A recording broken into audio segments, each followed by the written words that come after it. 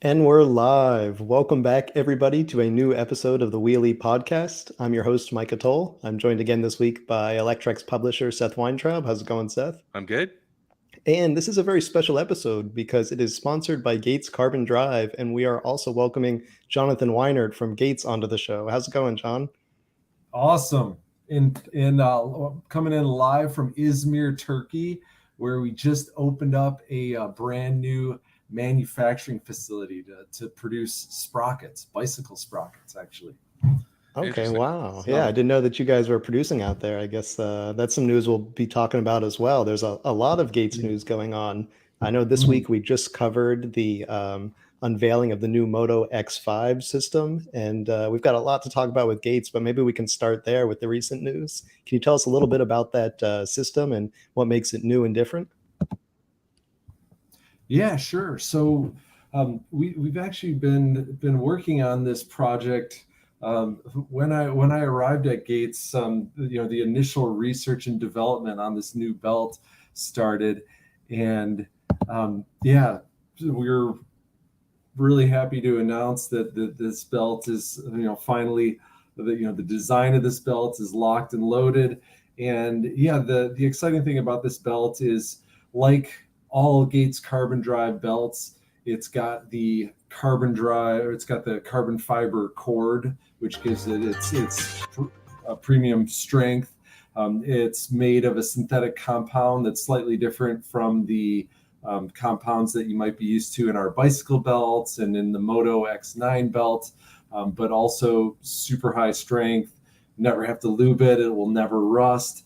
And the great thing about this compound, together with the carbon cord, is it actually results in a quieter belt, which, as you guys know quite well, noise is a big thing for electric scooters and electric motorcycles. Once you take away that noisy engine, then you hear everything else. And so it was really important for us to make the belt as quiet as possible. Yeah, absolutely. I was actually just riding up a first ride on my new Gogoro scooter, and I was just talking about how it actually has a chain drive. It's not one of the belt drive options because I know Gates works with Gogoro, and man, I can really hear that chain going. So, can you tell us just a little bit quick about why someone would want to go with the Gates drive over chain drive? What's the difference in experience and the ownership, the maintenance, that sort of thing? Sure. Yeah, and I think it comes down to four reasons. Clean. You'll never have to lube a belt, and you'll never get the oil flicked on your pant leg or anything as you're riding. Quiet, like we just talked about. There's a lot of noise associated with chain clatter, as you may be experiencing. And one reason why Gogoro on some of the new models, they're shifting from chain to belt on the flow drive specifically, which you guys were so great to cover earlier in the year. I think it was last year. So clean, quiet, smooth. You get a little bit more efficiency and a little bit less vibration when you're using a belt drive versus chain drive. And you were very accurate to point out in your article, Micah, that you're right. New versus new, chain is slightly more efficient than belt, but over the life of the vehicle, especially if you don't maintain it constantly and you're lubing it, every month, that chain will degrade over time and actually become less efficient than a belt. So clean, quiet, smooth, and then strong. In bike, in a bicycle construction, we say it lasts about 3 times the mileage or time period of chain. We don't have exact figures on for scooter or motorcycle applications, but typically our users get a lot more lifetime out of the belt versus chain because of those carbon fiber cords that are so strong. Yeah, absolutely. And I imagine when someone isn't keeping up with their chain maintenance, it just makes that, even worse. I know for me, Like it's kind of a cobbler's kids go barefoot situation. My chains are just awful. Like I'm so bad about keeping up with oiling and cleaning them. And that's why I love my bikes that have belt drive. I just like don't have to worry about it. So for someone that doesn't really want to deal with that maintenance so often, I mean the two big upgrades I tell people are belt drive and hydraulic brakes. If you just don't want to deal with that kind of routine maintenance on an electric bike, and on a motorcycle where it's even more important that you're watching that chain, I imagine it makes an even bigger difference. Yes, yeah, that's exactly right. And yeah, I recently picked up a Serial One e-bike, which I am loving, and I had to get that one because it actually has two belts on it. A one that you can see, and then the one that you can't see inside the Brosa motor. Oh, that's right. But yeah, but I'm loving it as well for that sort of, set it and forget it aspect of, yeah, it just works. Are you guys maintain it? Do you guys also make the belts inside Brosa motors, or is Yes. Wow. Yes, exactly. We've been doing that since I think doing the Brosa motor belts since almost 2011, I believe. Okay, that's impressive because one of my favorite things about Brosa motors is how quiet it is and how smooth they are, and frankly, sometimes I forget that I have a electric motor under me until I look at the speedometer and hey, I'm going 25 miles per hour and barely pedaling. So yeah, exactly. So that's really impressive. I just have some questions. Like, I know that belt drive, like on the ultra lightweight bikes, oftentimes will advertise the belt drive. What kind of weight savings do you guys typically see on a, let's say like a carbo bike or a very low weight bike? How much weight can somebody save by going from a chain to a belt? I would say it depends on the exact Gates components you're using, but it's probably a few hundred grams. Okay. The belt is of course much lighter, but the sprocket can be a little bit heavier. Yeah, but we also offer some lighter weight sprockets. Yeah, and but the other comparison, I guess, if you're comparing chain with derailleur and cassette versus belt with internally geared hub, there's a little bit of a weight penalty on the internally geared hub. Okay. But yeah, just belt versus chain, the belt is probably a fraction of the weight of a chain. Yeah, and some bikes, like for instance the Luna Eclipse, they don't have any kind of gear system. That's correct. And I'm kind of thinking, you guys must really pay attention to what new gear systems are coming out, internally hubbed stuff. Can you tell us like what kind of cool stuff is coming? Because like I think about that bike in particular, and I'm like, man, just a 3-speed on that would be a big change. Is there any like low cost, like because that kind of goes with belts pretty tightly? Are you guys looking into that kind of stuff? Like you guys aren't developing anything, right? Like is that something you guys think about? It's something we think about all the time, and it's one reason why we work closely with the major shifting companies, of course, like making sure our components are compatible with Shimano internally geared hubs, and also in terms of your question about like what's new and exciting in the shifting field, the two things that are going to make the biggest impact on belt uptake are adoption of technologies like the Bafang H700, which has the motor and I believe 2 gears. Is it 2 or 3 gears for the H700? Do you guys know this one? I feel like it's 3, but because I saw it. Yeah, I think you're right. Yes, I think it's 3 gears. You might have ridden it at Eurobike, or have you ridden it yet? I think we saw it there. I'm not sure if we actually rode that motor yet. Okay, that one's super cool because it's not only got the gearing and the motor all together in the rear hub, but it also shifts for you automatically, which as you probably have experienced the automatic shift on NVLO, which is awesome. I think the market's going to adopt that, especially in the US where we love automatic shifting. Right.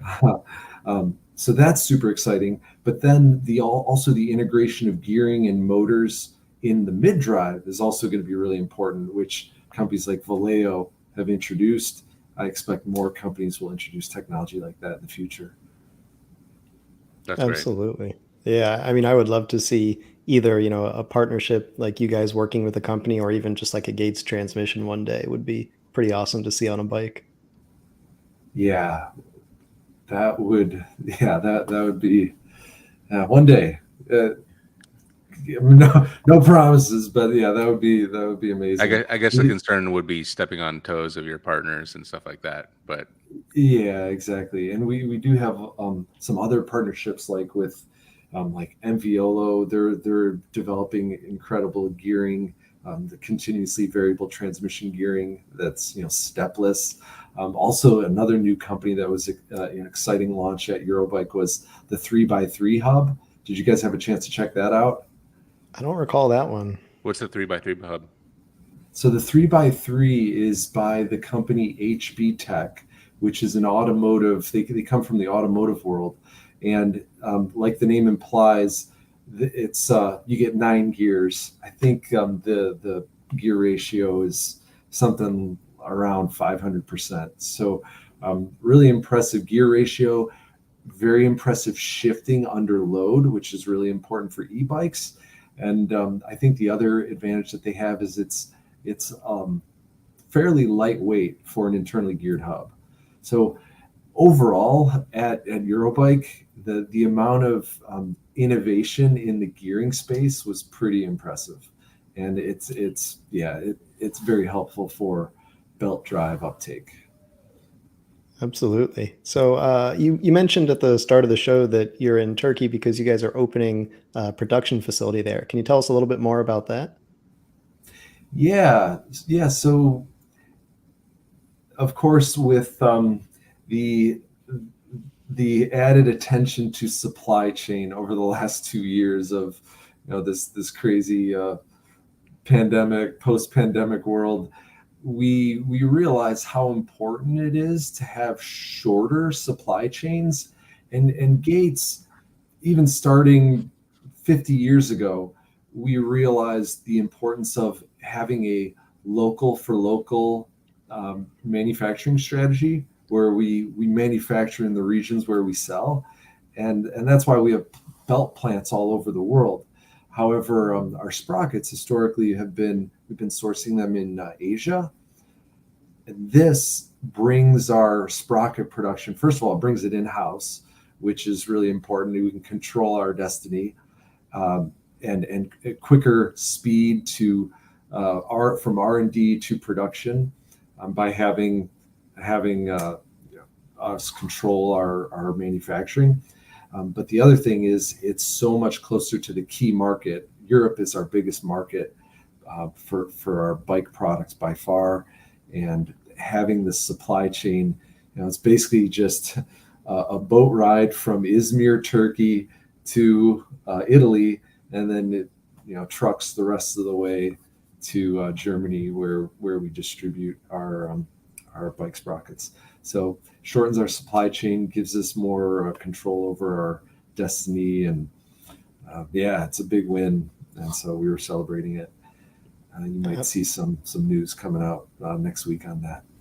Absolutely. Well, we'll be looking forward to that, and all of our viewers should be looking for that too, because we'll be excited to cover any news about that new production facility. Jonathan, we want to thank you so much for joining us on the show, and a big thanks to Gates Carbon Drive for sponsoring this episode. And we can't wait to cover some new news coming out from you guys soon. Yeah, my pleasure, Micah and Seth. Thank you so much for having me on the show, and I love what you guys are doing with Electrek. So all the best. Awesome, Jonathan. Thank you. Thank you. Take care. All right, so that was Gates Carbon Drive. I know we've ridden a ton of different bikes and motorbikes with their systems on it, but we have a lot more bikes to talk about today. We've got a pile of new e-bike launches and some motorcycle rides. So I think the next story on the list is going to be the recent launch of a super popular electric bike known as the Lectric XP 3.0. I know, Seth, you and I have both been drooling over this thing. I'm pretty excited that I got a chance to test ride it for like an hour early before it launched. So I was able to get this first ride experience up. If you guys haven't seen it, it's on the website. But basically, this is the third rendition of what has been a super popular entry-level e-bike. When we talk about entry-level e-bikes, a lot of people think of these cheap sort of like Amazon and Cheer bikes, but Lectric has always been a step or maybe a step and a half above those bikes. So they come in the $900 to $1,000 range, but the XP 3.0 has so many cool features on it. There's a lot going on here. There's a integrated rear rack built into the frame, so it can support 150 pounds. That means you can carry a normal sized person back there, and if they say 150, they loaded it up with like 230 in testing, so you can probably exceed that a little bit, even though they won't say you can. It's got pegs and a little handlebar back there to make a passenger feel more comfortable, especially when you're going fast, since this is a class 3 e-bike that can operate up to 28 miles per hour. Let's see what else. It comes with 2 battery options. So there's the normal, I think it's 480 watt hour battery, but there's also a larger battery option that gives you about 40% more battery and range. And of course, it's a folding fat tire bike, so you get all the advantages of both. That means it can go, off road. You can ride it on grass, dirt, that kind of thing.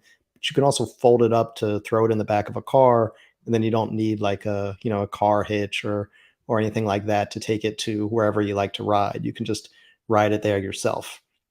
And the real kicker here is really that price that we talked about. $999.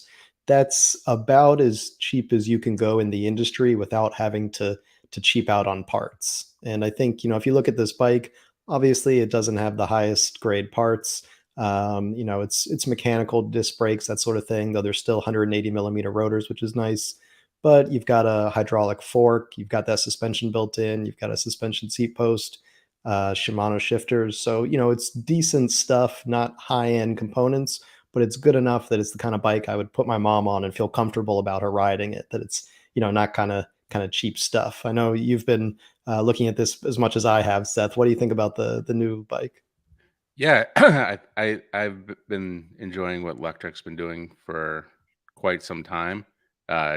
I even like their logo; kind of looks like our logo a little bit. But leaving that alone, the $999 price point obviously is a big deal. Like that's when people say, "Hey, I want to get an electric bike.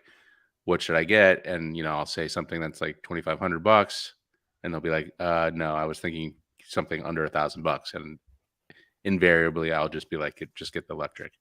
It's always the thing that like people with the price point under $1,000, that's the one you recommend. So I think this upgrade cycle was like pretty much like what everybody would ask for, right? Like a little bit more power, a little bit more torque. The option of having a folding bike that can carry 2 people, although I would say the back person looked a little low. Like it seems like that would be a little uncomfortable, but I don't think that's like, I think that's more like an emergency situation rather than a, this is how we're getting to school. But, I guess also, if you want to put a kid back there, that's kind of the way to do it. What's interesting there is, so I was talking to the designers of the bike, and they said that they looked at bikes like the Rad Runner, and they measured how far the pegs were from the seat, and they tried to maintain that distance, but with a lower seat. So like the kind of like leg fold situation would be similar to a Rad Runner. But I know you've seen Rad Runners and ridden them around. I don't know if you've been on the back of one or not, but you're up really high when you're on the back because it's got that really high rack. And with this, the goal was to get that seat lower so that you don't have such a tall, high center of gravity back there, which has its advantages and disadvantages. But I think that was the reasoning there. Yeah. And I guess you're not going to be able to see the road too well and all the other stuff. But again, this is, a folding bike. To get 2 people on it at all is kind of impressive. And then, like they've kind of just been low key, but I wonder if they're, one of the bigger bike makers now, because they they have this like perfect form factor. They ship the bike fully assembled. It's foldable. Another bike company sent me their foldable bike, and it was not assembled in a regular bike box. And I was like, why don't you just fold this up? It would be a much smaller box, and it would, but I think just this company is doing kind of all the right things. So, and this is an impressive addition. When are these going to be shipping? I believe that if they're not shipping yet, in the next week or two. I think they already have inventory, or it's very close to shipping. There are a few, I think, colors that or like specific setups, like black step through or something, I think was a little bit delayed. And then I know the passenger package is shipping like 4 weeks from now, but I think most of the models are in stock, or they will be in the next few days. Okay. And like we didn't go down the list of improvements, but can you kind of sum it up? I know the motor is a little bit more powerful. Obviously, the rear rack with the seat post. What else have we got on this thing? Yeah, absolutely. So the new rack, the higher torque motor, higher current controller. There's a little bit more travel in the suspension. I think it's like 20% more travel. I believe the bars are wider, the handlebars, so you get a little more control in the steering. There's also a little more space to add, accessories, that kind of thing up there. And then just a bunch of new accessories they've added, including that passenger package, delivery accessories. So if you're going to do like, Uber Eats or Postmates or whatever. Right. And they have like dog carriers. I was excited for that one, but I think it's up to like 40 pounds or something. My dog's like 70 pounds, so not going to work for mine. Yeah. Yeah. And their accessories are also reasonably priced. I remember the passenger pack was like, what, $50-$70, something like that? Yeah, it's like, I mean, I hope they're making enough that this is sustainable, like they probably have tighter margins than Rad or another company, but I hope that they're, not cutting it so razor thin that they're not gonna be able to sustain these great prices. And are they so yeah, talking about that, do we know anything about like their funding, where it's coming from? Are they profitable? What's their plans for the future? I mean, you had some time with the CEO, so maybe he's, kind of sneaked some info toward you. Yeah, absolutely. So, unfortunately, we don't know too much about profitability. I have to assume by this point they are. They've only recently gotten to the point where they actually have inventory in stock. They were in like 2 years of perpetual pre-orders because they had that much demand. I know they do have some VC funding, but they haven't announced how much. Some companies, will like send out press releases every time they get funding, and some companies keep it a little closer to the vest. Yep. So Lectric has always kept that stuff a little quieter, and they haven't, bragged about their funding, that kind of thing. But they do make it sound like the Lectric XP series is outselling other bikes based on their data. I don't think that they sell as many bikes total as Rad, but they might have gotten to second place now in terms of total sales. Right. Yeah, that's impressive. They're certainly a company to watch. They seem to be hitting all the right spots. All right, moving on. Electric bike brand SONDORS files for IPO with new product hints, but details raise troubling questions. Yeah, this one is wild. Oh man, so buckle up here, folks. A few things. SONDORS, if you don't know about them, they're a mostly electric bicycle company, though they've gotten into electric motorcycles now, and they do have like this three-wheeled electric car thing that's, well, we'll get to that. And so they're going to be, assuming this IPO goes through, the first electric bicycle company in the US to go public. All these other big companies are all private. And so they had to file what's called a S1 filing. And that's where they basically lay out their financial situation to the SEC, and they make a clear picture of what their situation is to investors, so people can know if they're going to want to like buy into this IPO. And this is the first time we've seen a like whole treasure trove of information from the company, and it just unveiled so many things, and some of them are a bit questionable. So some of the big issues at first were numbers of bikes produced, because the company has bragged about how they've sold over 250,000 bikes, but in this one filing, it said they've only sold 50,000. So that one, we actually got to talk to the company, and they were able to confirm that the the company has actually sort of restructured a few times, and so the legal entity that is now filing an IPO has produced 50,000 bikes, but previously it's gone through a few sort of structure changes. And so that one kind of like makes sense. And it's like, all right, so is that good news or bad news? I think it's more just like legal, sort of gymnastics kind of thing. Yeah. Okay. I don't think it was like deceptive the Creative way it looked. accounting. Yeah, and that was unfortunately one of the few things the company could actually talk about. I couldn't get anything on the record.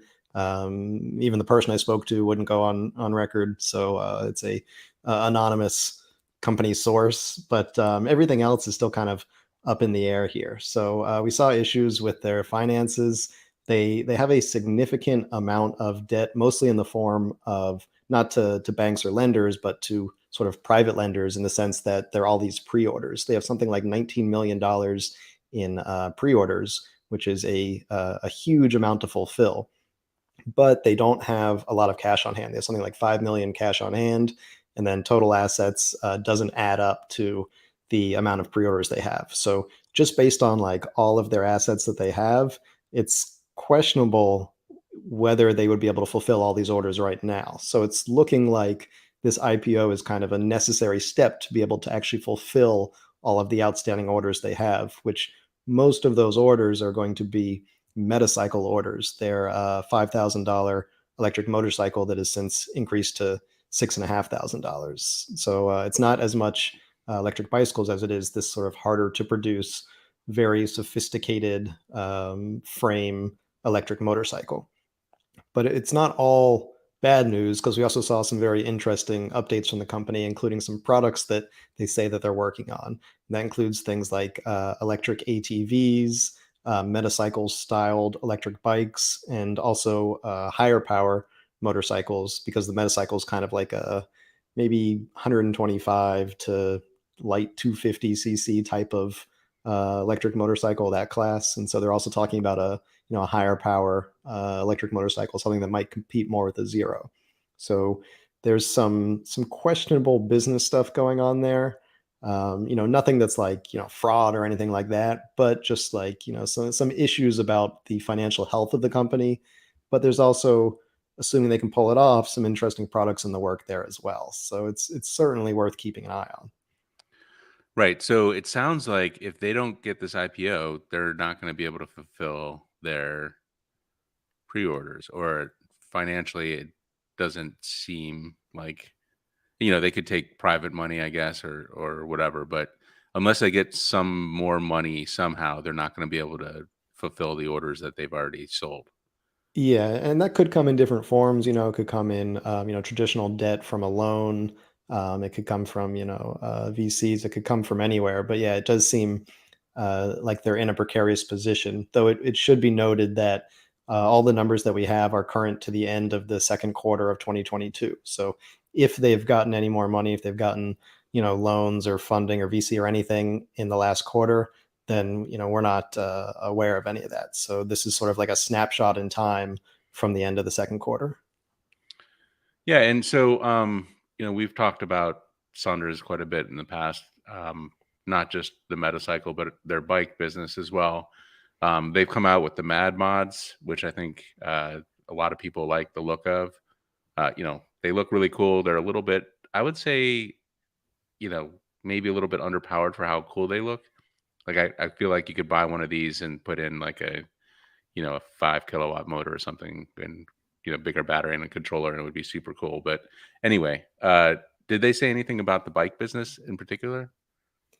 It's like a 50-page document, and so there might be some more meat in there about the bike stuff, but most of what I was reading was more related to their metacycle production. Mm-hmm. And also there was not a lot of discussion about their three-wheeled electric car, but it did mention that there's losses there, and that there's actually two companies that operate within SONDORS, one being the bike company that also does the motorcycle, and the other being the SONDORS electric car company. So that's kind of being rolled together into this IPO. Interesting. Yeah, so that's it'll be interesting to see what happens. It would be a shame if they weren't able to get the money, and the company would have to fold or create a new entity or whatever. I really like the design of the SONDORS bikes that have been released recently, not just the Mad Mods, but also those mid drives that came out, I don't know, like a year ago. And you can see them if you're watching. These all have Bafang Ultra motors, or the mid drive ones do. But they are kind of like lower spec controllers. Do we know if people are like upgrading these to 1.5 kilowatts and beyond? Yeah, I imagine most people that are buying Saunders aren't, as technically inclined as you would need to be able to make those kind of modifications to their controllers.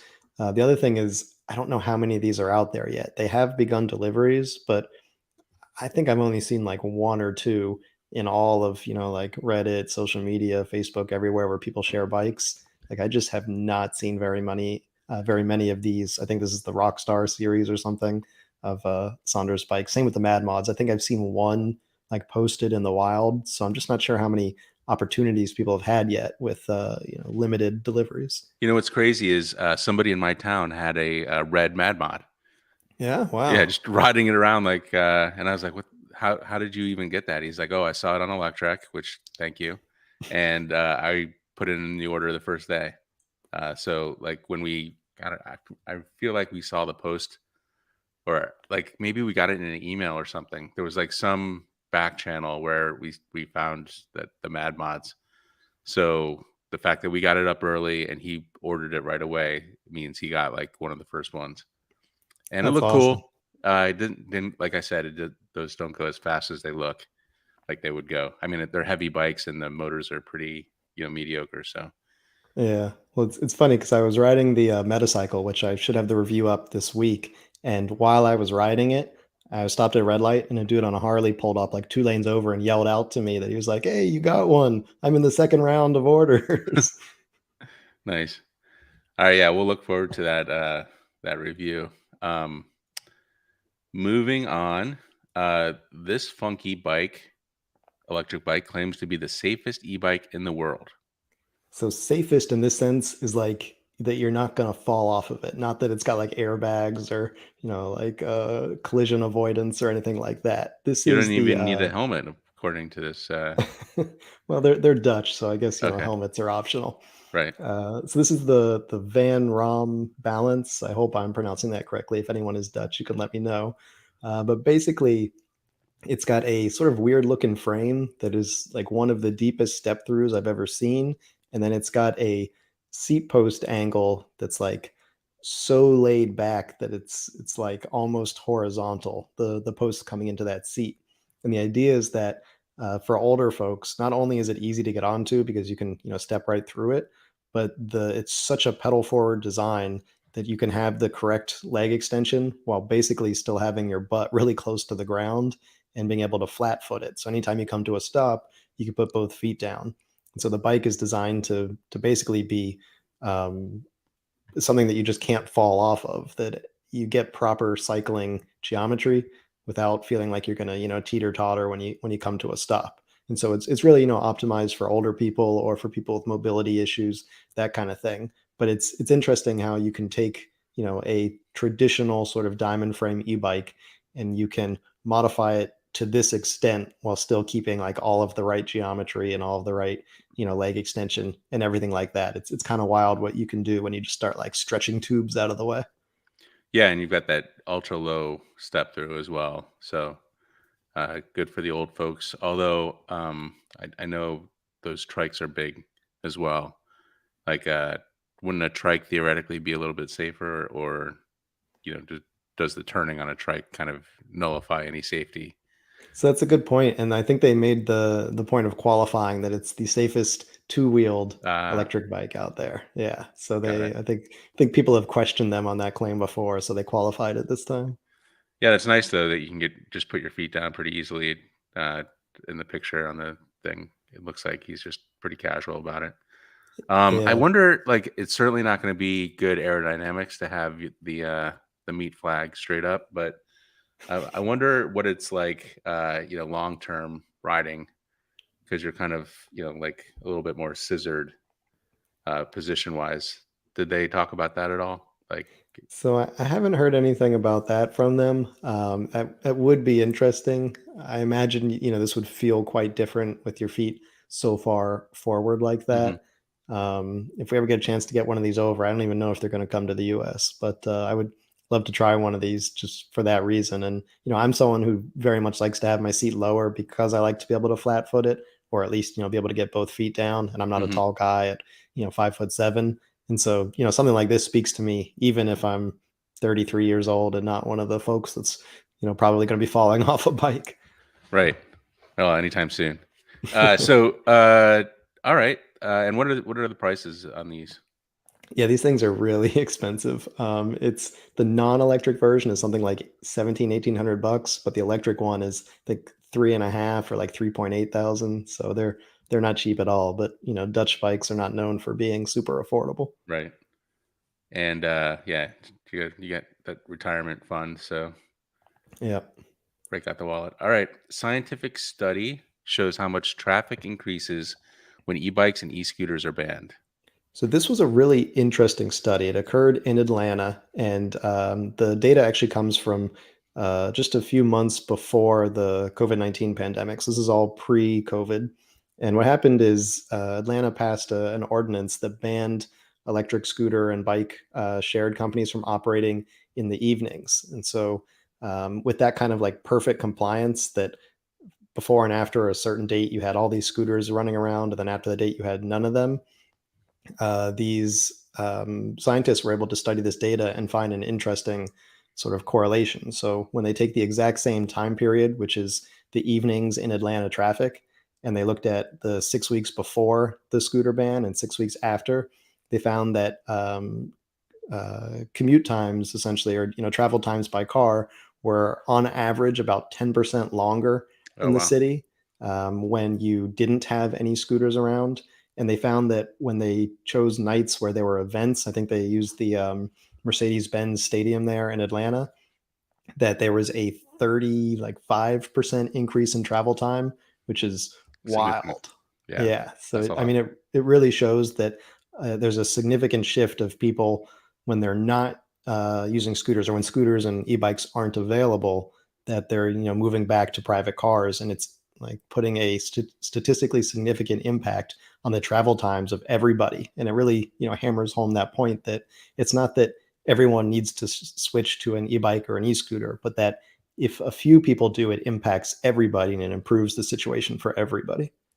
Yeah, I feel like that point needs to be hammered home a little bit more in the media and in the marketing of these mobility companies. So has Atlanta like taken this information and said, okay, let's go back to scooters, or where do we stand?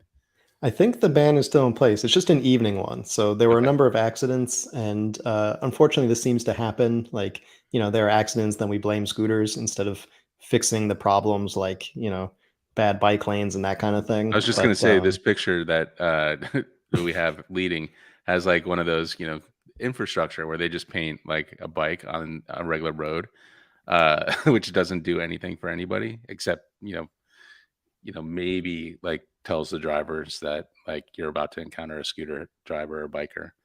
Um, so yeah, maybe Atlanta also should think about that as well.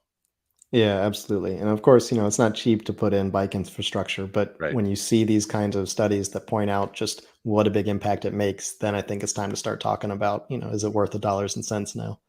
Yeah. All right, this was exciting. GMC announces Hummer EV electric bike with all-wheel drive to complement electric supertruck.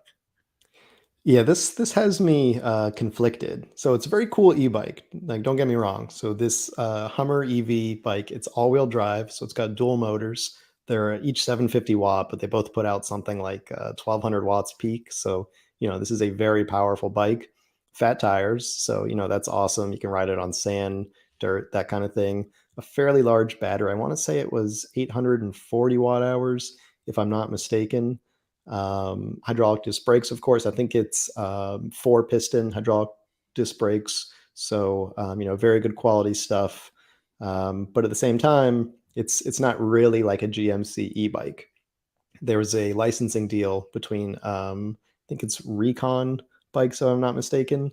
And so basically, Recon produces this bike, and GMC gets to put their name on it. And so it's the Hummer EV e-bike produced by another company, and it's designed to sort of be a companion for the Hummer EV supertruck. It'll be in GMC dealerships, but you can also buy it online. And as an e-bike, like, it's cool, it's excessive, that's fine, because like, even if it's using twice as much energy as a normal e-bike, it's still sipping watt hours. But this might be controversial, but I am just not a fan of the Hummer EV supertruck. As someone who gets around on two wheels all the time, like, it's like a slap in the face. I Yeah, get that I it's feel you on that. better, than like the former gas Hummers or whatever. But the battery in that Hummer could make 200 batteries in the Hummer EV e-bike.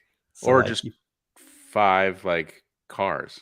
Like yeah, they could make 5 EVs or like 20, plug-in hybrids.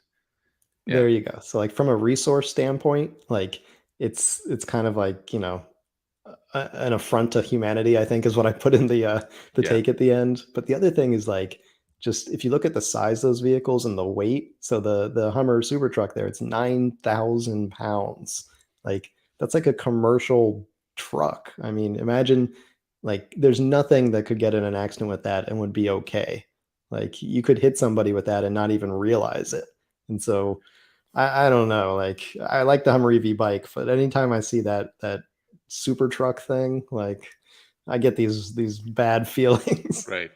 Yeah, and one thing about the truck form factor, just the Ford F-150, the GMC Sierra, Silverado, all those things that are becoming EVs, they're still trucks, they're still huge, and they're still like kind of a menace to society in terms of like, hey, you can't see people in front of you because you're 16 feet up in the air and you have a huge trunk over you, and you can't park these things in normal parking spots, so you're like over the edge, you're like in the middle of the street if you're trying to parallel park.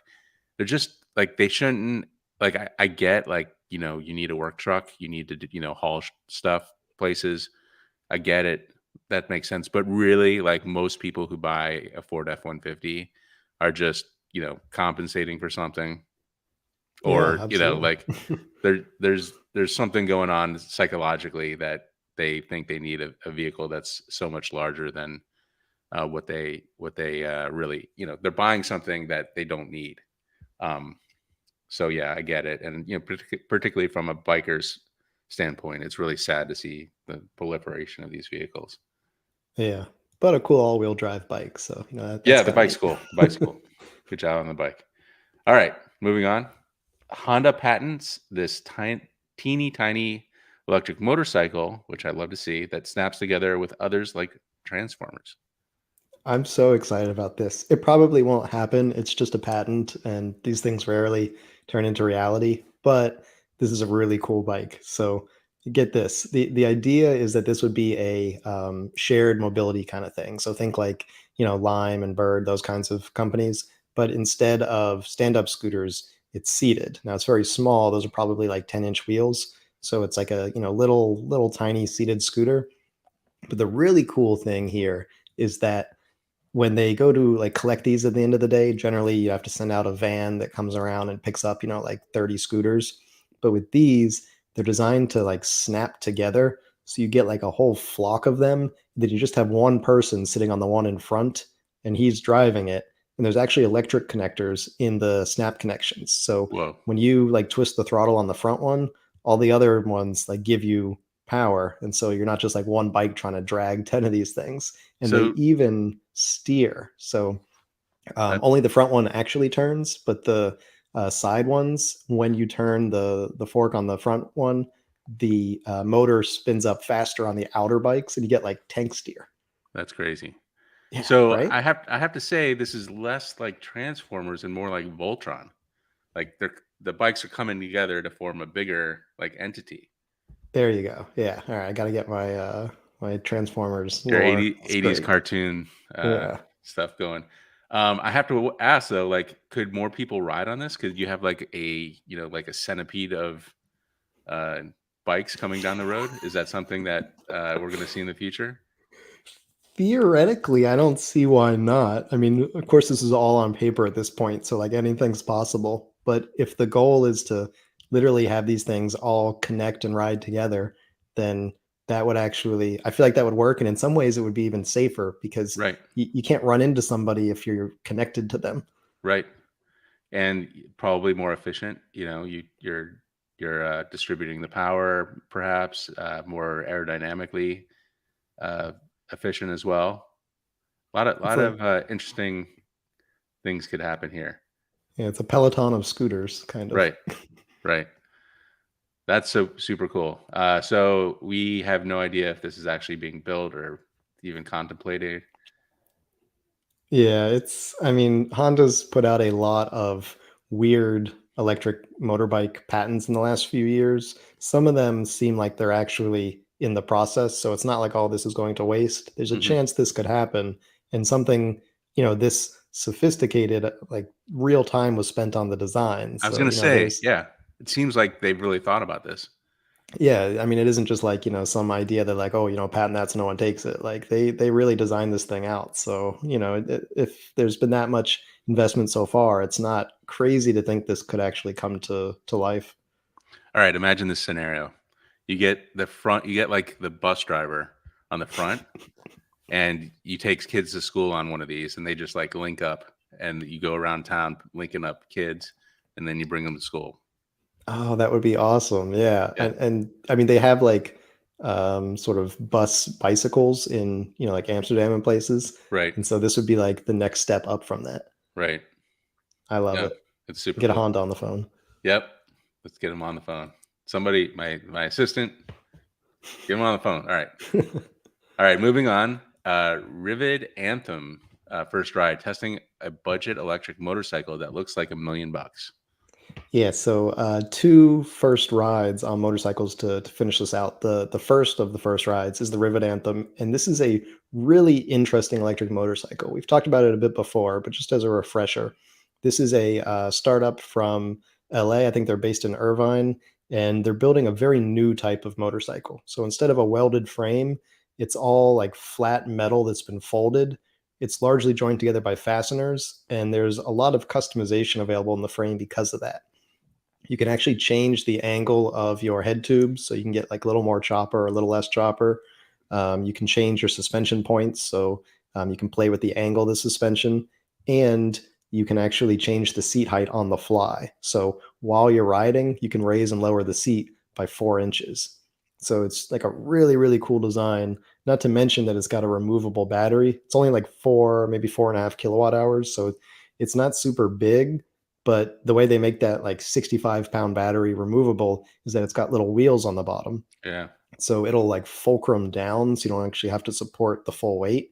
And then it'll roll out, and it's like a little, like rolly backpack that you can drag into the elevator and take up to your apartment to charge if you don't have a garage or something. So like a really cool design. And I got the chance to try this out when I was in LA recently, and it's actually a very nice performing bike. It's not super powerful, but like it just squirts out at the red lights when they turn green, and it is so much fun to flick around. It's quite lightweight. I think it's like 250 pounds, something like that. So for a motorcycle, it's very light, and it's just it's so easy to ride, and it's a really fun, lightweight sort of low to mid power electric motorcycle. And for $7,800, it's just really not that expensive compared to $20,000 zeros.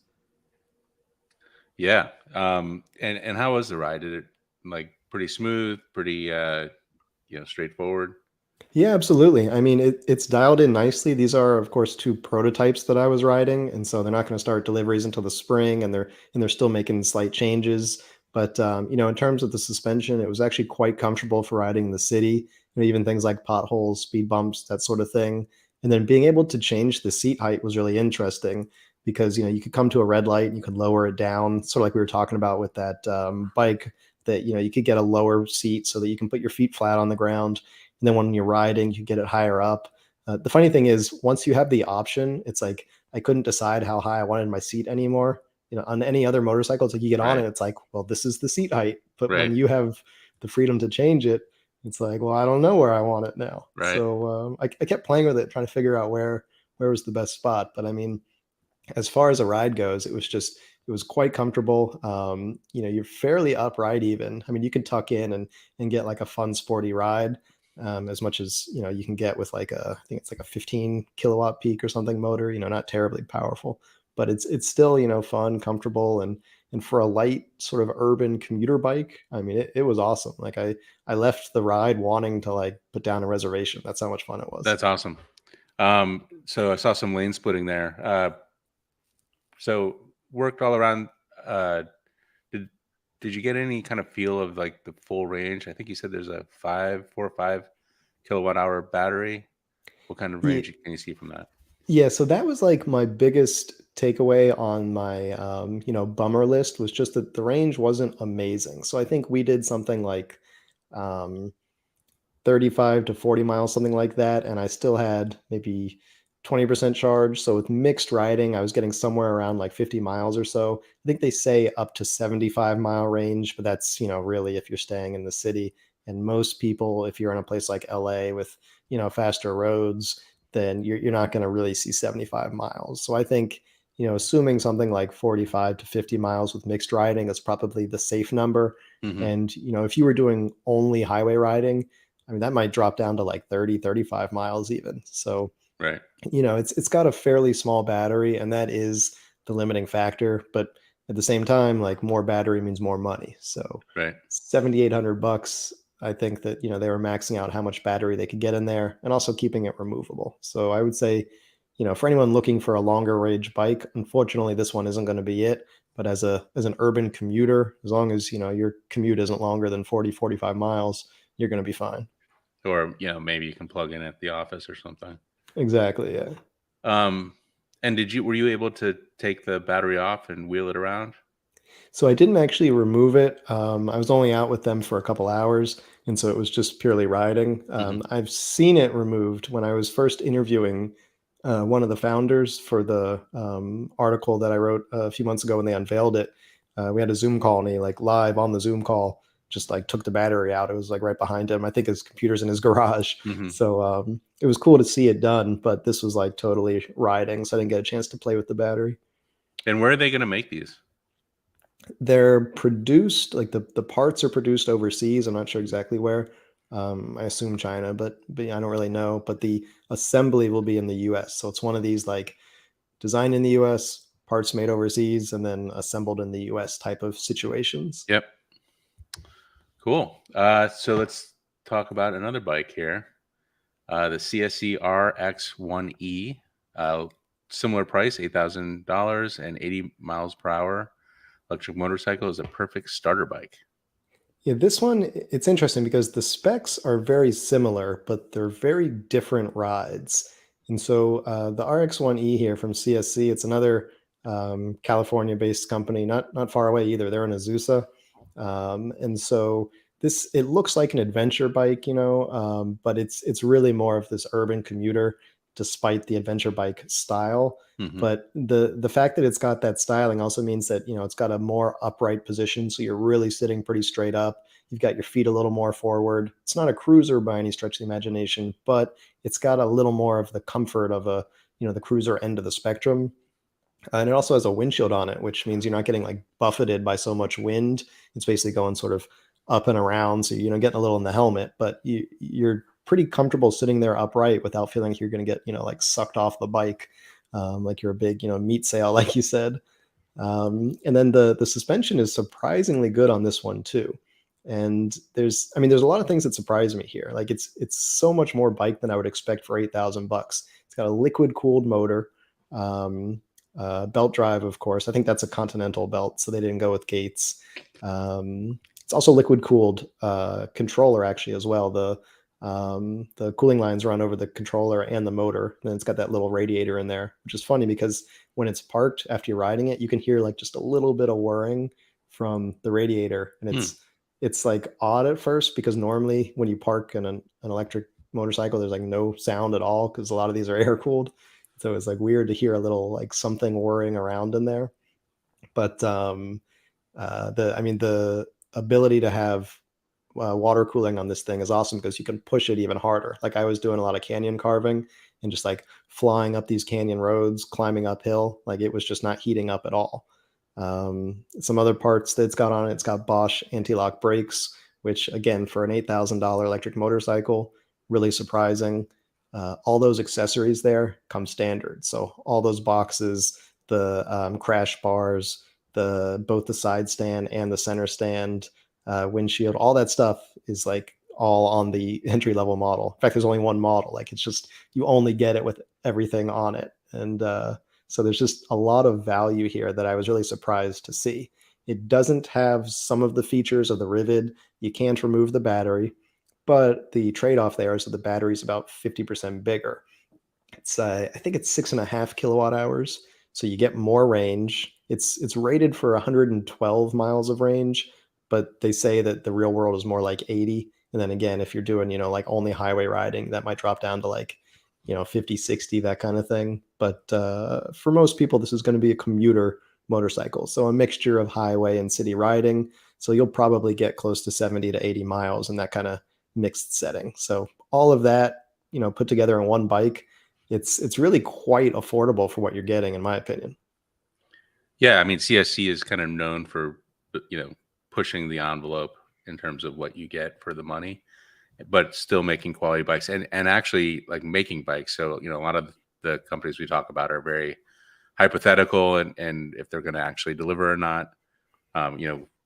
We've already talked about SONDORS and Ryvid, and there's a bunch of others out there that are kind of, ramping up. But CSC has, been building bikes for a long time. So, if you're thinking about one of these, the chances of it becoming real and accessible are much higher.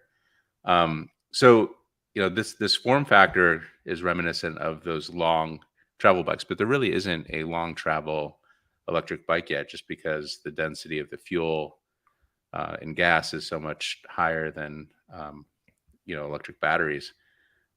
But the form factor here, is it still conducive to city riding? Yeah, absolutely. I mean, it's interesting because, it really gives that adventure look to it. And if anything, it reminds me a bit of the Zero DSR X that was just unveiled earlier this summer. And that's, a true sort of adventure touring bike, like 200 something mile range. And it's really meant for, getting out there on fire roads and that sort of thing. This one, it's got the look, but not, it's not really designed for that. But the few things that are left over really make it great for the city, like that upright stance, like you'd normally have that on an adventure bike for spotting like, logs and rocks and stuff. But on a bike like this, now you can see cars, potholes, that kind of stuff easier. You've got that really comfortable straight up stance. You're not hunched over. Like, each time I ride the Livewire 1, it's got this really long reach on it. So, you're leaned really far forward over the faux tank there. And I get used to it each time, but always it surprises me. And I forget like how far forward you have to lean on the bike. And this one, you're just, your shoulders are up high, your chest is out. And to me, it's just a much more comfortable way to ride. And that really is sort of like the true adventure styled riding where you're going to be on this bike for many hours. And so it better be comfortable. Yeah. Not too many hours, but so like is there a fast charging option, or how do you, I saw like a charging plug earlier in the video. Yeah, unfortunately, there's no fast charging option. It's just got like a basic off-board charger, essentially like an electric bicycle, just a bigger charger than that. So I think the charge is something like 6 hours. So basically an overnight kind of situation. There's no way to like plug into a J1772 or something like that and get a higher power charge. So this is so the inverter is off the bike, probably saving some weight, but there's no way to charge it at like adventure kind of speeds where you would refill the battery in like an hour, let's say. Unfortunately not. Yeah, that's part of what sort of leaves it in that commuter class, is that it's really meant for, parking in your garage overnight and charging up for the next day kind of thing, where it's not really meant for that long range riding. Yeah, and I'm surprised they didn't make like a DC charging option, just for, it would have obviously added some cost, but you could have theoretically gone on an actual adventure ride if you could charge much faster. But got to keep those costs down as well. Maybe that's something for the next version. It'd be amazing even to see like an aftermarket. It's got that big glove box. If they could put, like a charge tank like Zero has that adds more charging power, that would be awesome. Yeah, that would be cool. All right, I think that is all for this week. We're gonna look at some of the comments here. So I don't think we got to this, but what happened to the SONDORS car 3-wheeler? Right. Yeah. So it's kind of like in purgatory now. It's not like dead in that they still say it's going to happen, but we haven't seen any progress in years. I want to say, I think it was at like the 2019 LA Auto Show. I think it was last time we saw one in public, if I'm not mistaken. So yeah, and that was the old one. And I remember, I think Mikey. So sorry,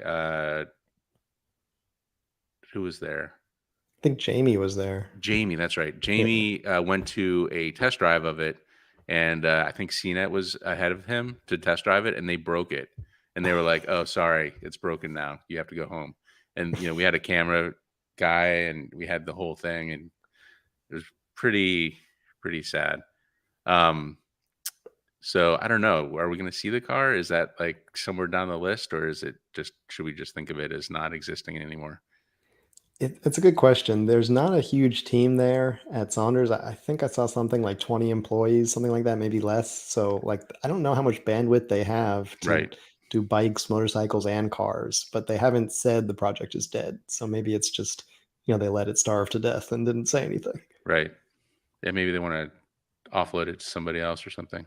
Maybe one of the engineers can get some funding. All right. So back to the Lectric 3.0. Is this right? It went from 35 newton meters of torque to 55 newton meters of torque, the motor? That 35 number seems low. I don't remember how much it was, but I would be surprised if it was 35. So if that's correct, that's surprising. Yeah, and it's going to be a much better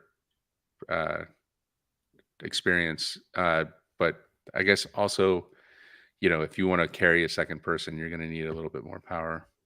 Yeah, absolutely. SB says, I thought Lectric would put out a trike. I think trikes are pretty low volume overall. Oh, yeah. Yeah. I don't think that's on there.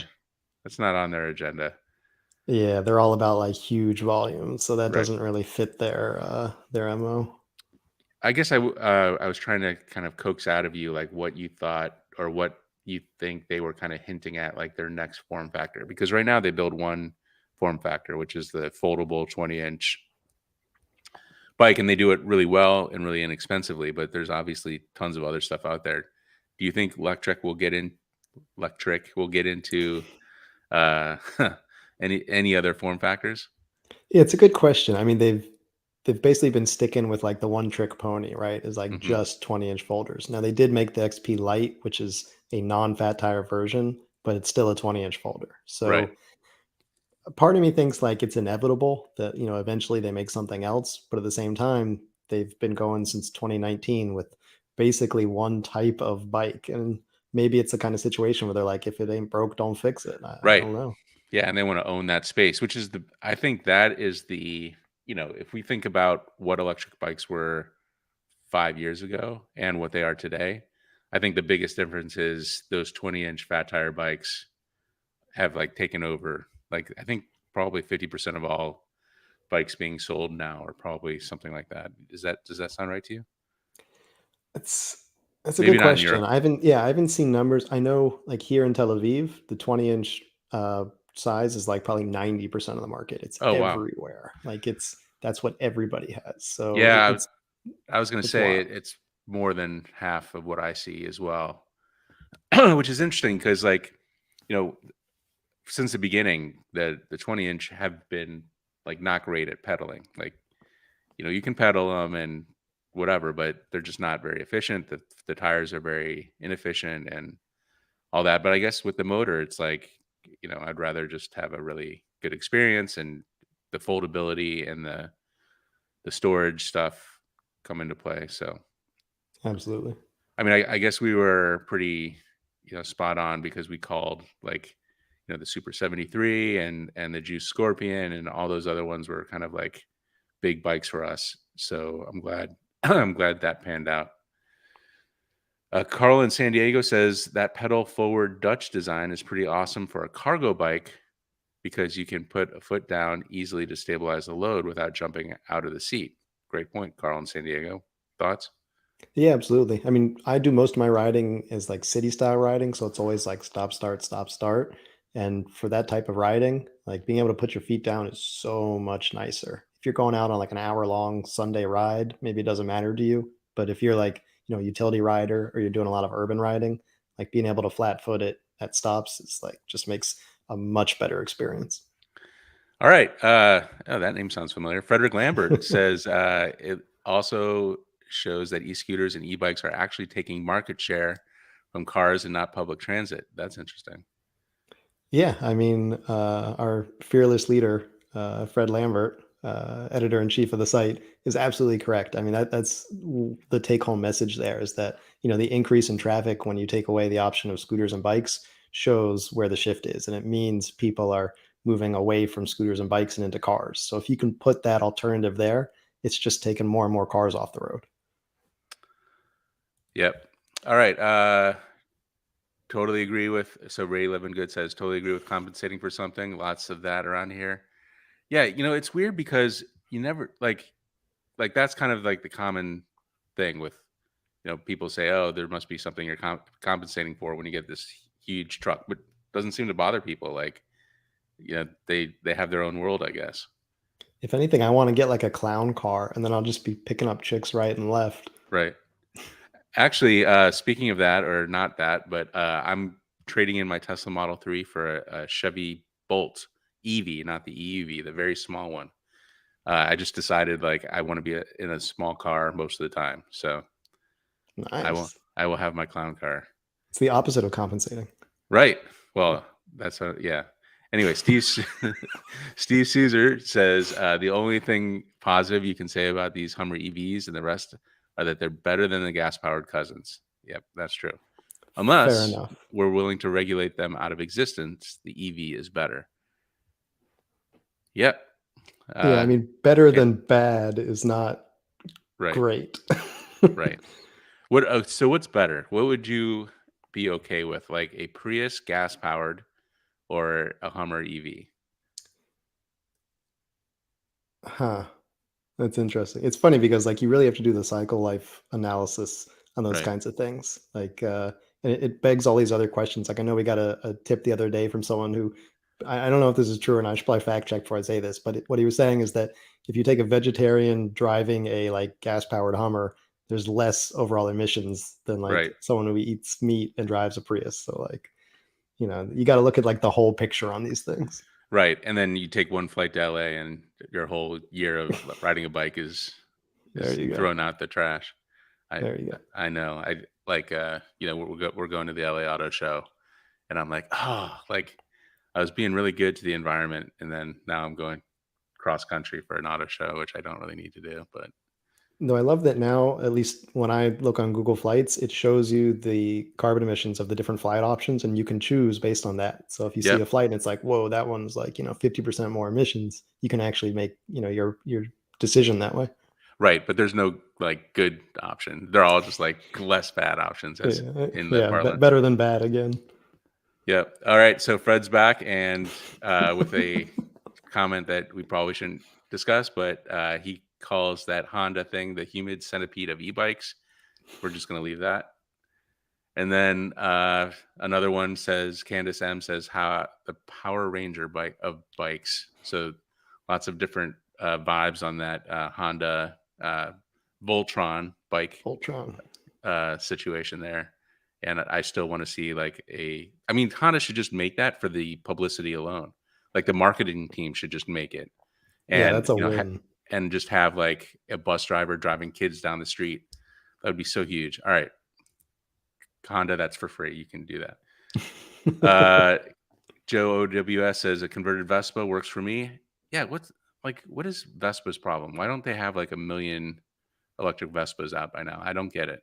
I think they're just so expensive. They have the one, that was actually pretty early. It was like 2018, I want to say. Is that the But, like, Piaggio one, or so it's they have the what's it called, the Lectric. So it's actually under the Vespa brand, but it's like I think $8,000, something like that. You know, like who's yeah, gonna buy that? So right. they're just too expensive. All right. Solar Adam says huge disadvantage of belt drives is if you want to change a ratio, you need a new belt. That's true. And we probably should have brought this up with Jonathan, but you also with Gates belt drives, you have to either break the triangle in the back or whatever. So it's not. I mean, there's really a lot of advantages to belt drives. I mean, so many. But like one disadvantage is you can't like break the belt. And I think there's like some startups thinking about that. I'm sure Gates is probably experimenting with belts that are able to be broken like chains are. But yeah, if you want to change stuff, it's a little bit more difficult. Yeah, JFT affordable e-motorcycles have a long way to go. I think pun not intended. Range is horrible. Yeah. That's why I think they're really targeting that commuter market right now, especially those two that we talked about, the Ryvid Anthem and the CSC RX1E, that they're both, designed for rides where range isn't an issue. You're going 20, 30 miles to work, so it doesn't matter if your range is 50 or 70 or 80 miles. Yeah. And then back to Adam, good outweighs the bad on the belt drives. Chains need constant cleaning, lubing, and adjusting. And I think we talked about that a little bit with Jonathan. Bubble Magic says Jimmy Chang said 2.0, the Lectric 2.0 is 35 Newton meters. I don't know, Jimmy. Jimmy's a YouTuber. Okay. Jimmy doesn't like 30. I don't know. Last thing, what's your opinion on this new battery by Aiden Energy that charges in 3 minutes and lasts 20 years? Sounds like an April Fool's. Yeah, it sounds like BS. And then one last thing, Dan Skofich says belt drive on snowmobiles is getting very popular. Were you aware of that? I don't do a lot of snowmobiling in Tel Aviv, but oh, really? Yeah, it does sound like it would be nice, especially on electric ones. You don't hear that chain if you're out like in the snow. Like you don't want to be hearing like a chainsaw noise while you're riding around. Yeah, and you know what? I'm gonna shout out to our sponsor, Gates. One thing I really like, night and day difference. If you get a Sur-on, get the belt drive version because I've driven both, and the chain version is loud and it kind of ruins the experience with all the vibration. Not ruins, it's still awesome, but it changes the experience. Belt drive is so much smoother, and yeah, thanks to Gates for sponsoring this week's show. Yeah, absolutely. And I think that rounds it out for us. So thank you everyone for tuning in. And of course, we will see you guys back here in another 2 weeks for the next episode of the Wheelie Podcast. Take care.